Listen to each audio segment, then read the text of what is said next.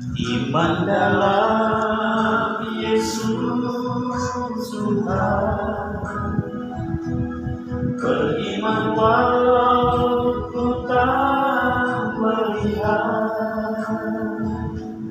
hadiratnya, selalu ku rasakan sekarang dan selama-lamanya. Bapak, Ibu, Saudara-saudari yang terkasih dalam Kristus, pada pertemuan BKS yang ketiga ini kita akan membaca, mendalami, dan merenungkan kitab Habakuk 2 ayat 1 sampai 5.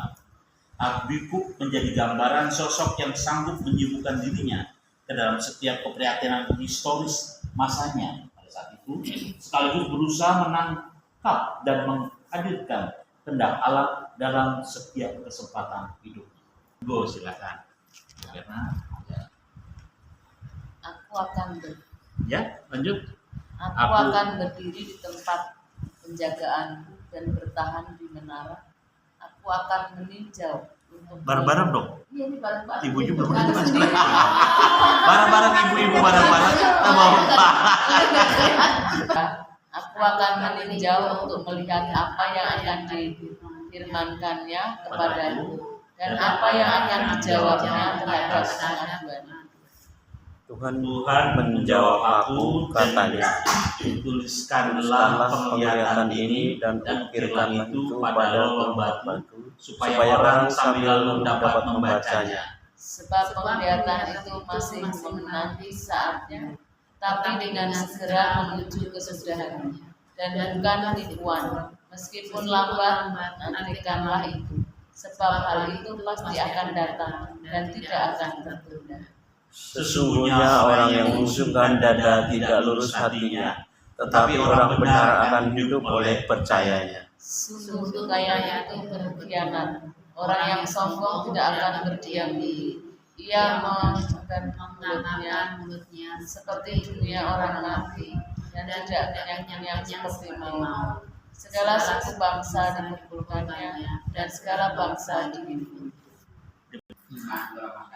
Ya. Pengalaman hidup orang benar itu malah kadang-kadang orang jujur atau orang benar malah kujur.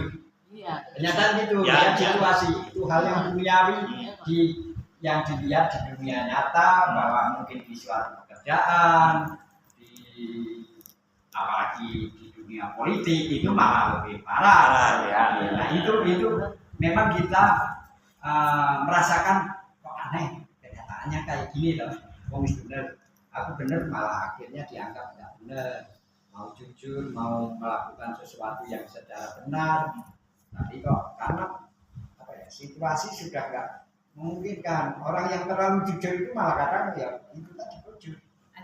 Dia nggak berpikir soal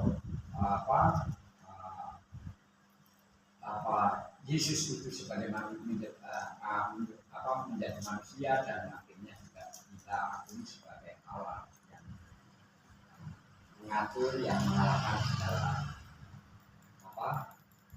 orang-orang yang mencari Dia. Karena kalau Yesus itu yang penyelamat itu nggak datang ke dunia, sulit dipahami. Makanya ditulis tadi di Habakuk mengatakan kita walaupun tidak melihat, tapi kita orang benar tetap percaya. Tidak melihat artinya Yesus itu kayak apa itu hanya dalam kisah-kisah. Walaupun kita orang yang benar dan beriman itu dia juga menerima kasihnya, mendapatkan anugerahnya. Anugerah yang kayak apa? Ya dalam refleksi hidup kita, anugerah itu biasanya anugerah yang kita terima seharian. Terus yang kedua lagi, yang agak sulit, kita menderita. Nah kita kalau menderita kok itu sengsara yang ini terus, harus begini, raiso, beli apa, mahum seperti yang lain nggak bisa. Nah itu jangan menyalahkan. Tapi itu mungkin belum saatnya. Yang belum tadi katakan itu sabar, tapi kita tetap setia. Setianya ya dengan usaha. Dan kamu akan mendapatkan. Ketuklah, maka pintu akan dibukakan kepada. Aku berlutut di hadapanmu dengan penuh iman, dan kepercayaan akan janji-janji. Aku datang untuk memohon kepadamu. Silakan kepada Bapak Ibu untuk doa secara spontan sampai. Allah Bapa yang terima kasih, kembali kami mengucap syukur atas keselamatan hari ini.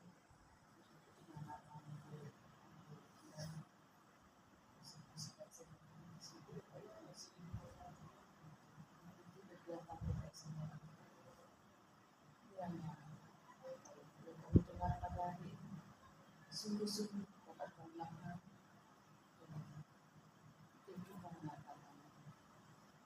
Dimanapun kami berada, bimbinglah kami, tuntunlah kami, supaya kami sungguh-sungguh dapat menjadi orang-orang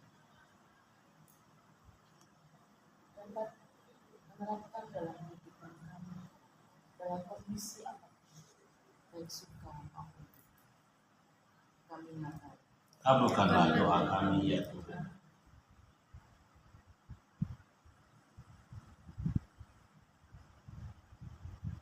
Terima kasih ya Tuhan. Kami merasakan sesuatu kekuatan atau sangat menguatkan iman kami. Karena kami banyak godaan atau banyak masukan atau banyak rayuan yang akhirnya kalau kita mendapatkan suatu kesulitan hidup kita terjerumus dalam dosa.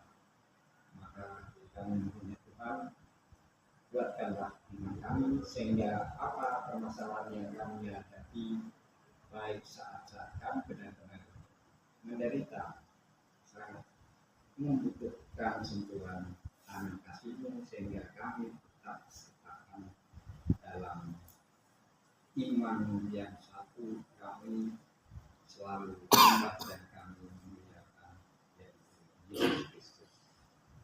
Kabulkanlah doa kami ya Tuhan. Kami mohon kabulkanlah doa kami ya Tuhan.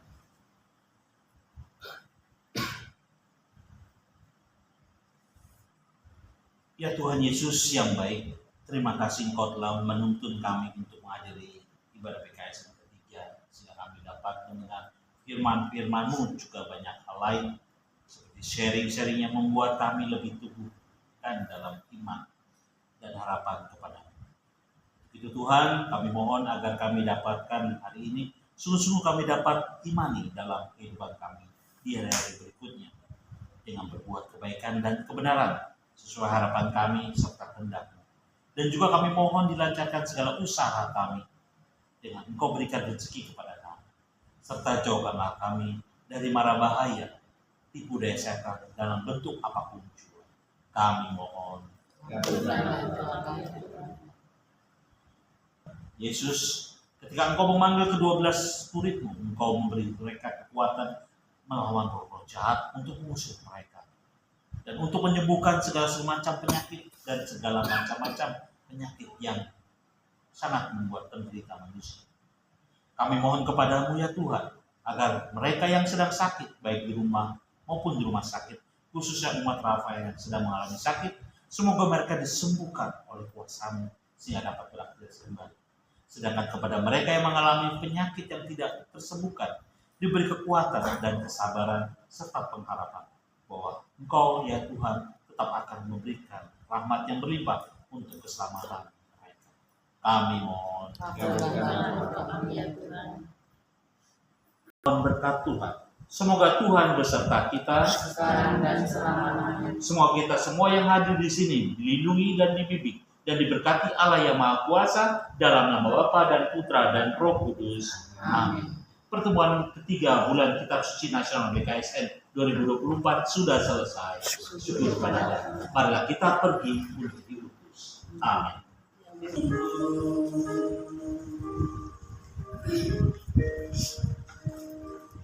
Waktu